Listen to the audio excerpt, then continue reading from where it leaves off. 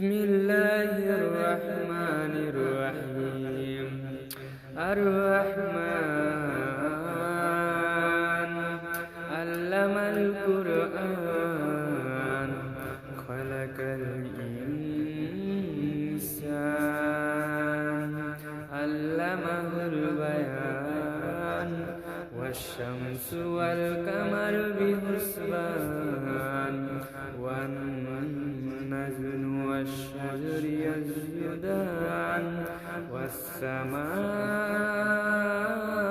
رفعها ووضع الميزان ألا تطغوا في الميزان وأقيموا الوزن بالقسط ولا تخسروا الميزان والعرض وضعها للأنام فيها فاكهة والنخل ذات الأخمام والحب ذو العصف والريحان فبأي آلاء ربكما تكذبان।